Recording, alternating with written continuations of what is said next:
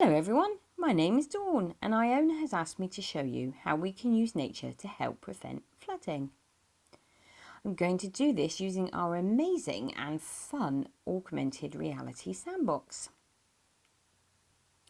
What you can see now is just sand, but up above is a projector which is making all of these colours. But when we start to move the sand, something very special happens.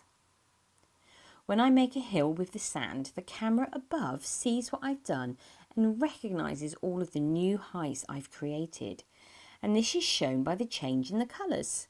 So this starts with blue in the very lowest of areas, then green, yellow, orange, red and white at the very top of my hill. But that is not all it can do. I can also make it rain. The camera turns my hand into a rain cloud and you can see the rain start to fall on the hill and then flow onto the land lower down. Now, do you remember the hill you walked up where Iona told you all about ecosystems and how wonderful nature is? Well, I've recreated that hill here using the sandbox. You can see the village hall, the gate you walked through, the side of the hill, and then the trees at the top, near where you stood.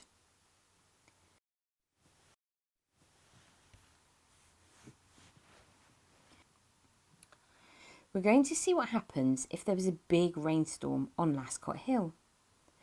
Watch the rain flowing away and see if you can see any differences in the side of the hill that has no trees and then the other side that has lots.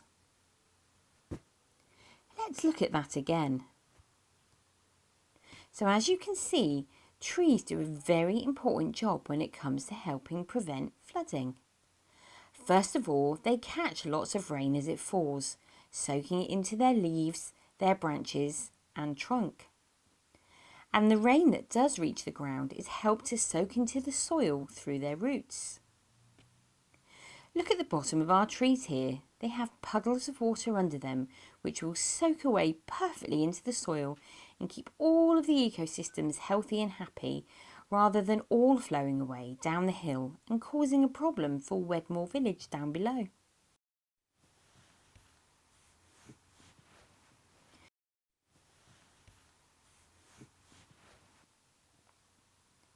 Another clever way we can ask nature to help us to slow the flow of water is to plant hedgerows. Now Iona is going to talk to you all about how special hedgerows are for wildlife soon, but I'm going to show you here how they work in the same way as trees, but only if they're facing the right direction. So here I've created two sets of hedgerows. The first is going up and down the hill lengthways, and the second is going across the field instead, horizontally. What do you think might happen when a big rainstorm comes? Well, as you can see, the hedgerows going up and down the hill aren't really much help. The rain just carries on running down that hill. But look at the horizontal hedges. They are doing a fantastic job. They capture so much of the water, holding on to it with their roots, and it will all soak nicely into the soil. So here we've seen just two of the ways that nature can help us to slow the flow of water.